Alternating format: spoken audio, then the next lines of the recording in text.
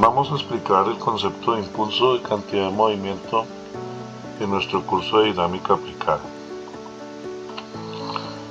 Vamos primero a definir en qué consiste la cantidad de movimiento, o también conocido como el momento lineal, y el concepto del impulso. Vamos a establecer condiciones bajo las cuales ese momento lineal se puede conservar. Unos problemas que son clásicos para resolverse por esta metodología son los problemas de impacto o colisiones, y encontraremos la definición de un coeficiente de restitución. Hablaremos de un momento angular y su relación con el impulso angular, y por último, condiciones bajo las cuales el momento angular se puede conservar.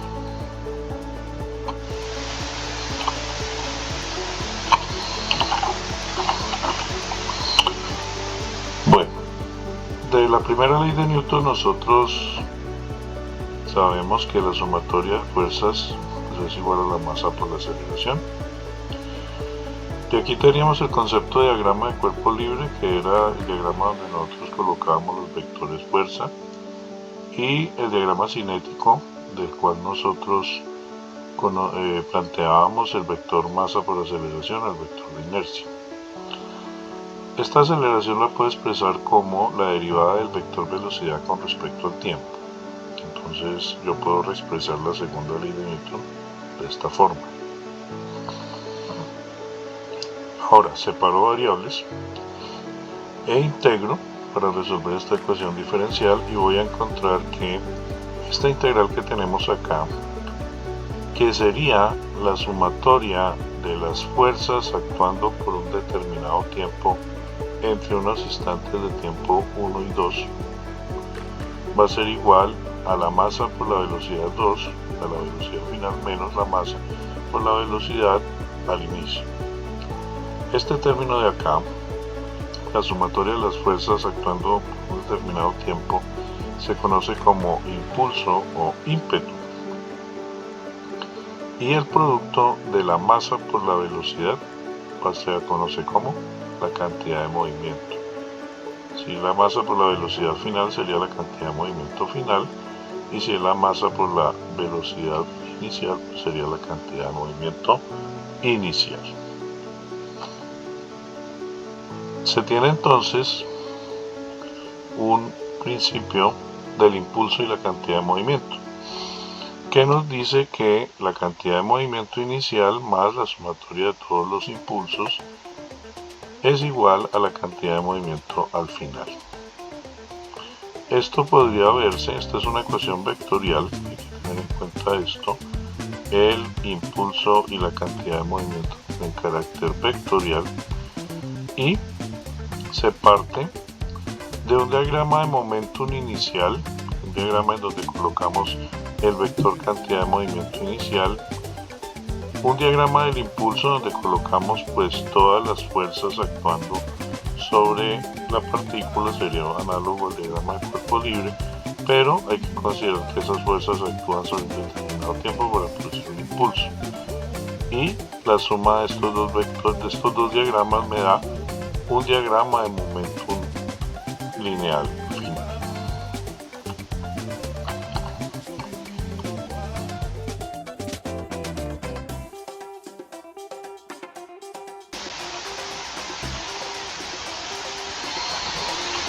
Vamos a resolver este ejercicio. Nos dice que tenemos una pelota que choca verticalmente, estamos en un plano vertical, y esa pelota choca con un suelo áspero, y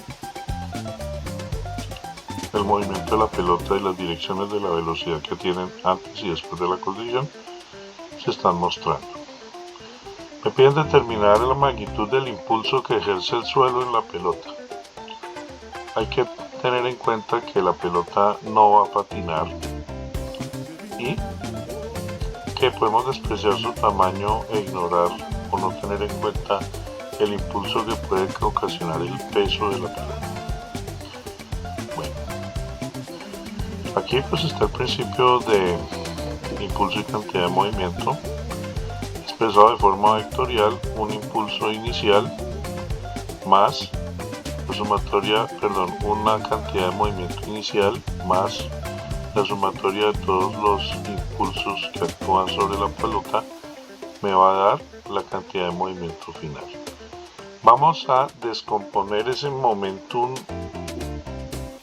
lineal en dos componentes, una a lo largo del eje X y otra a lo largo del eje Y, y también el impulso. Entonces, la cantidad de movimiento inicial en la dirección X más la sumatoria de todos los impulsos que se produzcan en la dirección X va a ser igual a la cantidad de movimiento final en X, y la cantidad de movimiento inicial en la dirección Y más la sumatoria de todos los impulsos en la dirección Y me va a dar la cantidad de movimiento final en la dirección Y. De acá yo podría despejar el impulso en X, que es lo que estamos haciendo acá. Y entonces observemos que la masa se puede factorizar, pero voy a determinar las componentes de la velocidad. En este caso será la velocidad al final, velocidad 2 en X, que sería 10 por el coseno de 30 grados, menos la componente de la velocidad inicial en la dirección X, que sería 25 por coseno de 45 grados. Bueno, y aquí haciendo las operaciones nos da un valor de un impulso que ahorita vamos a interpretar. Y por el lado del impulso en Y tenemos la cantidad de movimiento final en Y menos la cantidad de movimiento inicial, que analizándola por acá de nuevo tenemos la masa factorizada y tenemos la componente en X de la velocidad, la componente en Y de la velocidad final menos la componente en Y de la velocidad inicial. Haciendo las operaciones nos da entonces un valor que tenemos acá.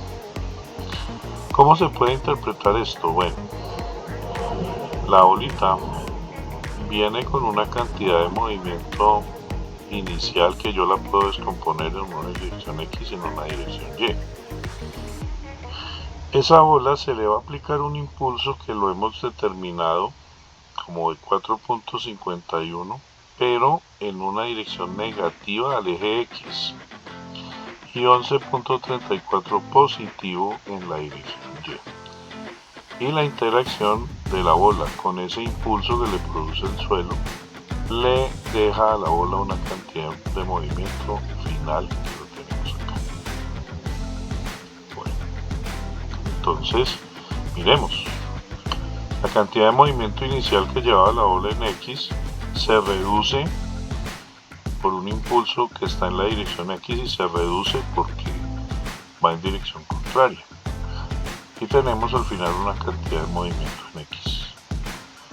Y la cantidad de movimiento en Y, con un impulso que se le aplica a la bola, el impulso que ella llevaba, más bien la cantidad de movimiento que ella llevaba, se anula, se cancela y adicionalmente cambia de sentido de cantidad de movimiento y queda con una cantidad de movimiento final que viene dada por esta expresión.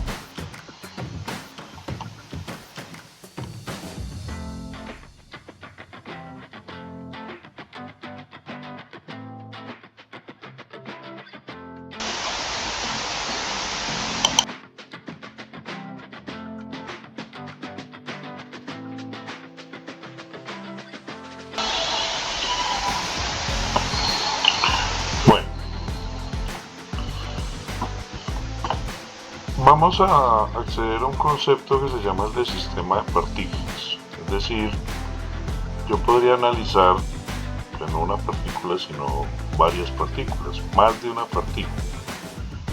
Cuando yo tengo más de una partícula, entonces pues eso lo consideraría un sistema de partículas.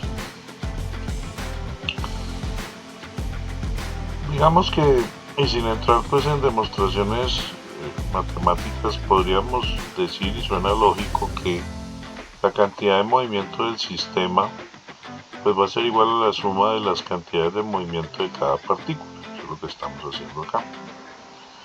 Ahora, sobre esas partículas se van a producir unos impulsos, pero esos impulsos pueden ser de dos naturalezas.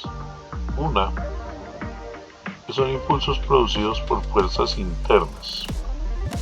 Estas fuerzas internas se producen de una partícula sobre otra, ¿sí? Fuerzas internas. Y van a haber impulsos producidos por fuerzas externas, que son fuerzas que provienen de afuera del contorno que delimita el sistema de partículas. Y la cantidad de movimiento inicial más la sumatoria de todos los impulsos producidos va a ser igual a la cantidad de movimiento final del sistema. Pero estas fuerzas internas obedecen a la tercera ley de Newton, es decir, se producen en pares de acción y reacción. Entonces estas dos fuerzas internamente en el sistema se van a cancelar. Y me queda que únicamente lo que me puede cambiar la cantidad de movimiento del sistema son los impulsos producidos por las fuerzas externas. Bueno, aquí hay un concepto de los sistemas de partículas y es que la cantidad de movimiento inicial yo la puedo ver también como la masa total del sistema, o sea, la suma de todas las masas multiplicado por la velocidad de un lugar geométrico que después vamos a manejar en detalle, que se llama centro de gravedad. Entonces la masa multiplicado por el centro de gravedad del sistema inicial, o sea, el momento el momento lineal, del sistema inicial más la suma de todos los impulsos de las fuerzas externas me va a dar la cantidad de movimiento final del sistema. Esta cantidad de movimiento podría conservarse si yo tengo sistemas que no tienen fuerzas externas. Entonces eso sería una condición para que la cantidad de movimiento se conserve. Entonces la cantidad de movimiento del sistema se va a conservar, es decir, la masa por la velocidad del centro de gravedad inicial debe ser igual a la masa por la velocidad del centro de gravedad final, o viéndolo desagregado, la sumatoria de las masas por las velocidades de cada partícula al comienzo debe ser igual a la sumatoria de las masas por las velocidades, pero al final.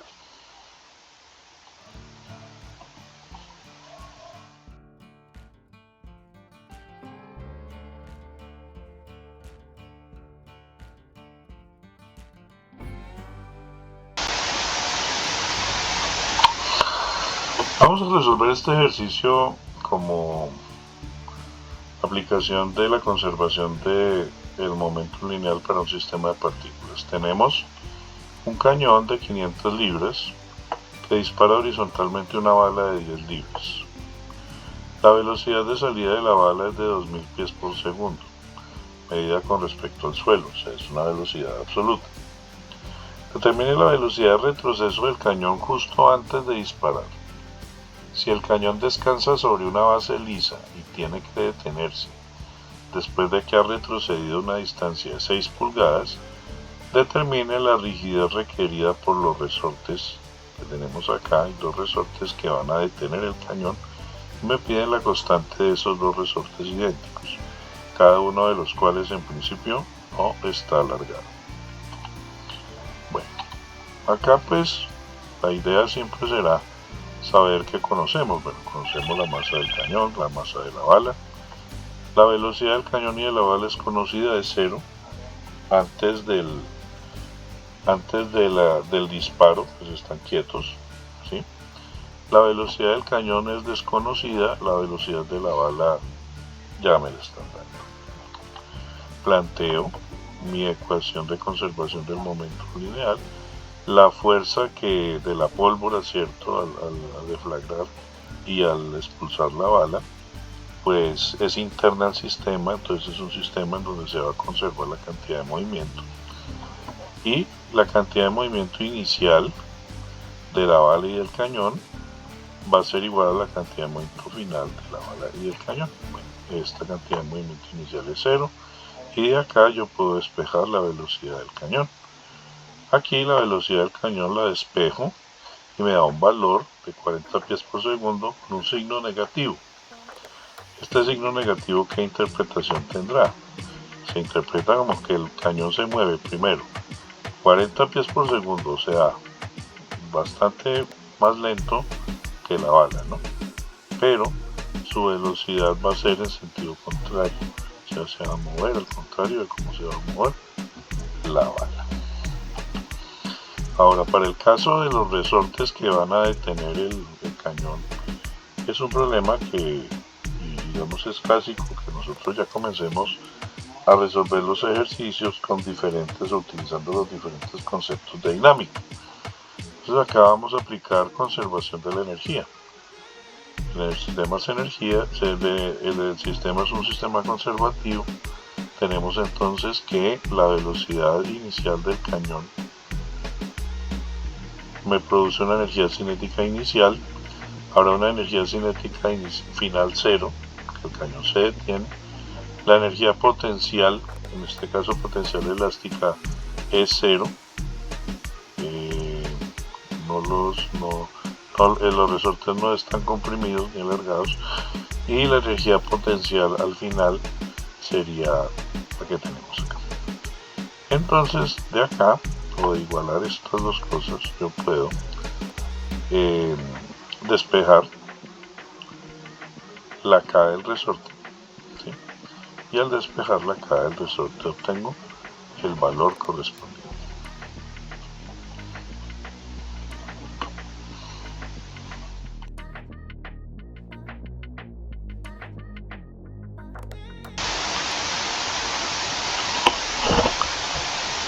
En el caso del impacto, nosotros pues tenemos necesariamente un sistema de partículas conformado por al menos dos partículas que se supone que chocan. Se debe entonces establecer una condición para que el choque se dé, y es que para el caso de esta bola que llamamos A, va a tener una velocidad mayor que la de esta bola B para que efectivamente haya una interacción. O en su defecto B debe moverse en sentido contrario, ¿no? O sea, A debe ser mayor que B tanto en magnitud como en signo, ¿sí? O sea, es una relación de cantidades que se debe establecer algebraicamente. Bueno, cuando se hace la colisión o resulta la colisión, vamos a tener primero una situación en la cual se generan unos impulsos que son internos al sistema debido a la elasticidad de los materiales de la bola. Esos impulsos van a hacer que ambas bolas se deformen, ¿no? Pero va a llegar un momento en el cual ambas bolas se deforman al máximo y llegan a una velocidad conjunta, viajan a la misma velocidad, y finalmente los materiales se restituyen y vamos a tener una separación de las bolas y las velocidades con las cuales ellas van a quedar viajando después del impacto. Bueno, con las dos bolas yo puedo plantear una conservación del momento lineal para el sistema de partículas formado por ellas dos, que estamos haciendo aquí. Pero debemos analizar una ecuación adicional para poder resolver los ejercicios de este tipo. Esa ecuación va a salir de plantear un análisis de la deformación y la restitución, de los impulsos de deformación y de restitución. Entonces, para la bola A vamos a tener primero una cantidad de movimiento inicial que se va a ver afectada por un impulso de deformación, y va a quedar con una cantidad de movimiento al final, masa de A por velocidad, la velocidad que llevan las dos partículas cuando ambas están viajando pegaditas. Y el impulso de restitución afecta la masa por la velocidad con la que viajan, la velocidad con la que viajan cuando quedaron deformadas al máximo, menos el coeficiente de restitución me va a dar la cantidad de movimiento al final con que queda la bola. Voy a establecer el coeficiente de restitución como una relación entre el impulso de restitución y el impulso de deformación. Bueno, yo puedo despejar eso y tenemos esta expresión que para la bola A. Podría plantear un análisis similar para la bola B y obtener el coeficiente de restitución igual que para la bola B estaría dado por esta expresión.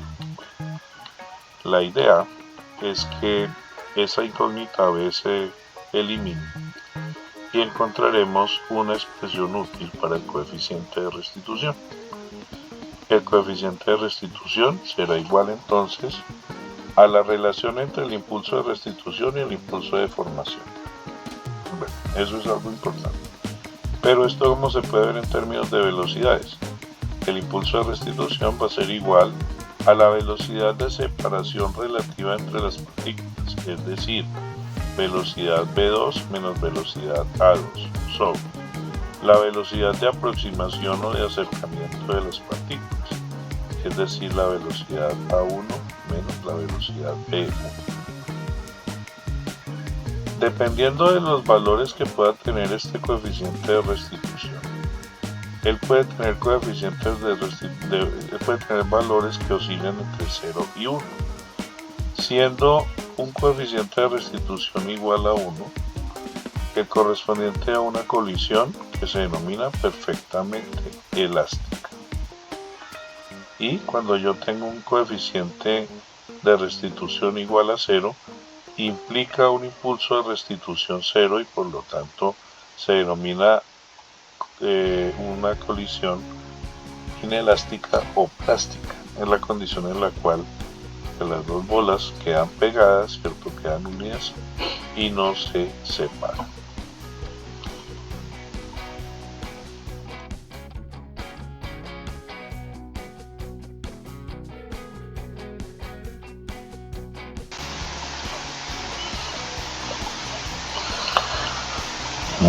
Vamos a resolver este ejercicio como un ejemplo de utilización del coeficiente de restitución. Dice así: el carro tanque A de 15 megagramos, o sea 15 toneladas, y el vagón de carga B de 25 toneladas viajan uno hacia el otro a las velocidades mostradas. Si el coeficiente de restitución entre los parachoques es de 0.6, determine la velocidad de cada carro justo después de la colisión. Conocemos las masas, aquí las tenemos, conocemos las velocidades antes de la colisión. Hay que tener presente que estas velocidades pues tienen una dirección, un valor y un sentido, ¿no? Vamos a asumir 5 metros por segundo positivo a las velocidades que vayan de izquierda a derecha, pero en el caso del vagón B, él viaja con una velocidad que va de derecha a izquierda y de 7 metros por segundo. Esta dirección, esta velocidad la vamos a asumir negativa. Las velocidades de separación o después de la colisión son las incógnitas. Yo planteo una primera ecuación de la conservación del momentum lineal para un sistema de partículas. Se conservan porque en la colisión pues las fuerzas que se producen en los parachoques son internas al sistema. Aquí se plantea la ecuación, se reemplazan los valores y llegamos a una primera ecuación, la cual no puedo resolver porque tengo dos incógnitas y solo tengo una ecuación nada más. ¿De dónde sale la otra ecuación? La otra ecuación saldrá de la aplicación del coeficiente de restitución. Aplicando el coeficiente de restitución y reemplazando adecuadamente los valores, encontramos la segunda ecuación y al resolver estas dos ecuaciones tenemos los valores solicitados. Observemos o interpretemos un poco estos resultados. El carro tanque A viajaba hacia la derecha con 5 metros por segundo. Ahora el carro tanque A viaja hacia la izquierda. Eso significa signo menos. y con un mayor valor de velocidad, 7 metros por segundo. Casi que todo el momento lineal del vagón B se lo transfirió al carro tanque A. El vagón B se quedó pues con una velocidad muy pequeña en términos de lo que hemos manejado en nuestras cuentas, casi que se quedó quietico y le transfirió todo su momentum, y esa transferencia de momentum fue suficiente para cancelar todo el momentum del carro tanque A que tenía hacia la derecha y entregarle más momentum para que se volviera hacia la izquierda.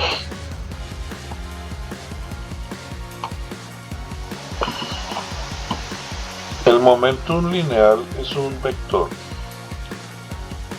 y así como lo hacía yo con el vector fuerza, yo podría calcular el momento de este vector con respecto a un punto.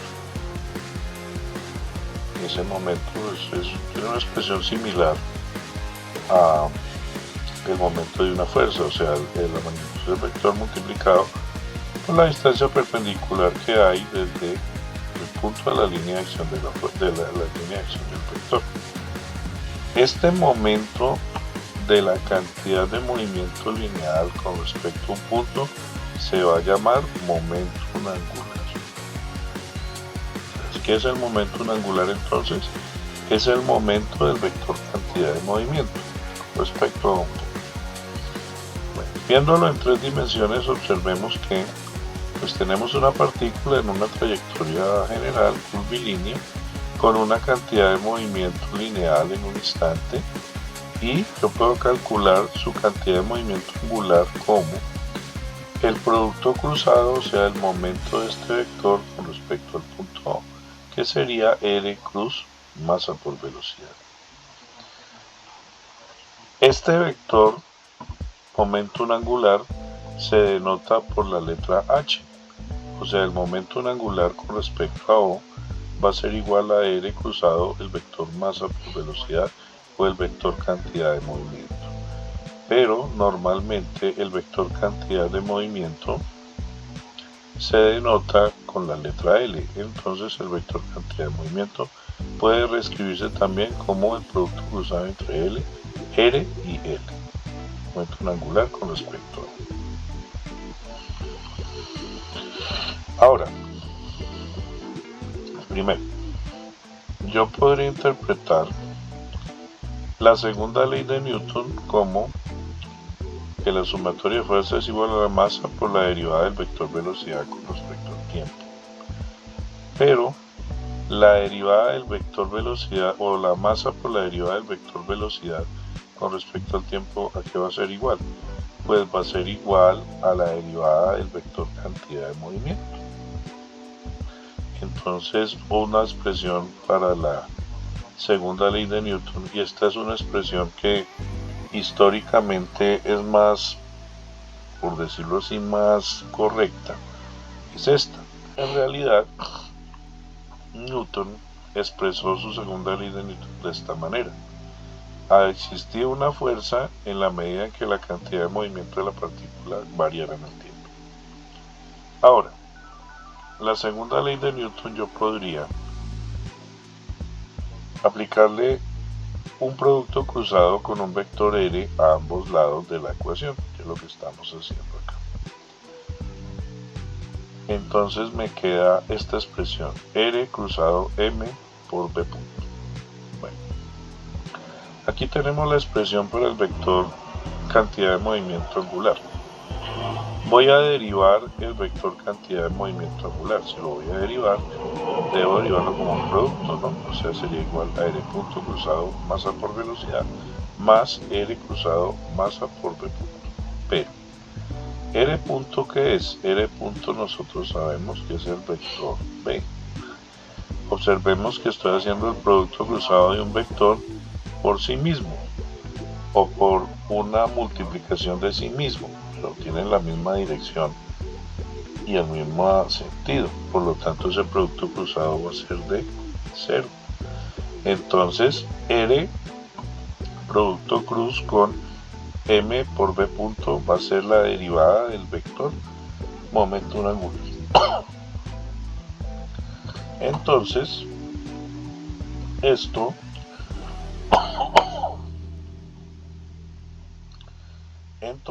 esto que sería la sumatoria de los momentos con respecto al punto O va a ser igual a la variación del vector cantidad de movimiento angular.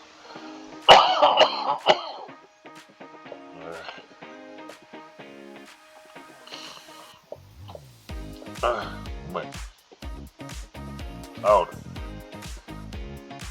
la sumatoria de momentos puede verse como la derivada del vector momento angular con respecto al tiempo. Yo puedo separar variables e integrar a ambos lados de esta ecuación para solucionarla. Esta integral va a ser la sumatoria de los momentos actuando por un determinado instante entre un instante inicial y un instante final, una cantidad de tiempo. O sea, sería como un impulso angular. El momento actuando por un determinado tiempo se conoce como un impulso, pero de tipo angular. Y ese impulso angular, o la sumatoria de los impulsos angulares entre un tiempo inicial y un tiempo final, me da la diferencia de cantidades de movimiento angular inicial y final. O puedo expresar la ecuación de esta forma, que me queda similar a la del principio de cantidad de movimiento lineal. El momento angular inicial más la sumatoria de todos los impulsos angulares me va a dar el momento angular final. Y en ausencia de impulsos angulares debidos a fuerzas externas, el momento angular se va a conservar. O sea, el momento angular inicial debe ser igual al final.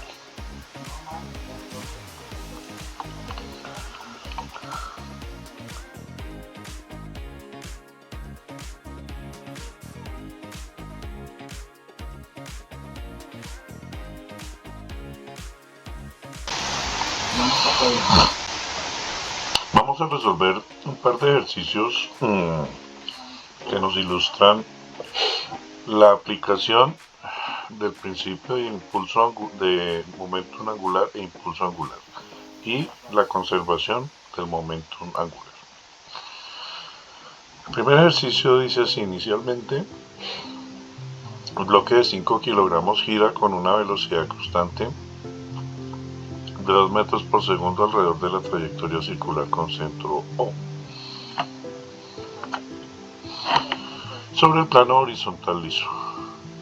Si se aplica una fuerza tangencial constante de 5 newton, el bloque determine su rapidez cuando t es igual a 3 segundos. Ignore el tamaño del bloque. Bueno, podemos plantear una conservación del momento angular con momento angular inicial más un impulso angular, y eso me dará un momento angular final. El momento angular inicial pues sería igual a la cantidad de movimiento, masa por velocidad, multiplicado por esta distancia para que me dé el momento de la cantidad de movimiento. Observemos las unidades que tenemos acá, ¿no? Tenemos kilogramos metro cuadrado por segundo, más unidades de impulso, newton por metro por tiempo. De ustedes queda demostrar que estas unidades corresponden a estas. Y el momento angular final sería igual a la masa por la velocidad de la partícula multiplicado por la distancia d que se mantiene. Aquí, haciendo las operaciones, tenemos 37.5 kilogramos por metro cuadrado sobre segundo sobre la masa por la distancia, y eso sería igual a la velocidad. Y acá podemos despejar la velocidad y nos da entonces una velocidad para la partícula de 5 metros por segundo.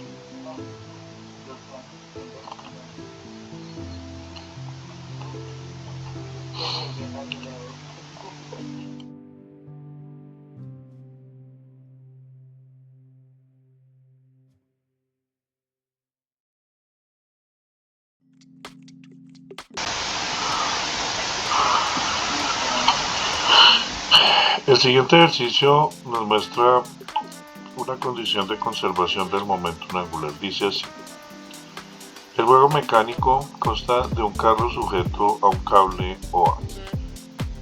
Aquí hay un punto sobre el cual el cable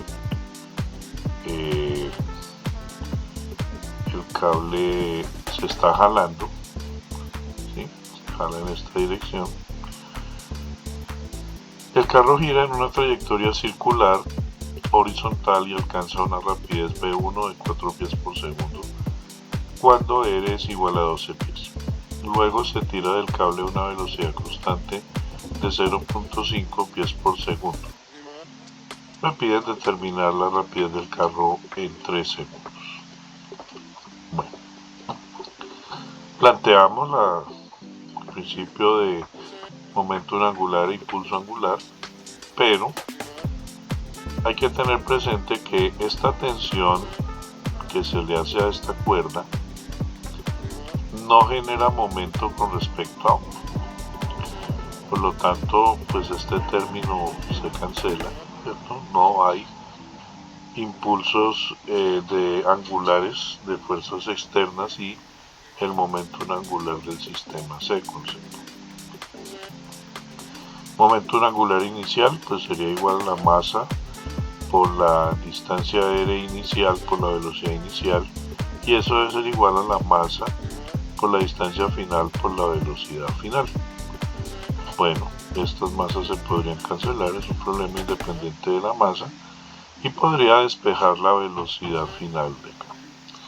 Aquí se reemplazan los valores teniendo presente que R2 a qué va a ser igual. R2 va a ser igual a la distancia R1 menos lo que se ha recogido la cuerda, que se recoge con una velocidad de 0.5 pies por segundo y durante 3 segundos. O sea que R2 tiene un valor de 10.5 pies. La velocidad 2 entonces será igual a 12 por 4 sobre 10.5, o lo que es igual a 4.57 pies por segundo.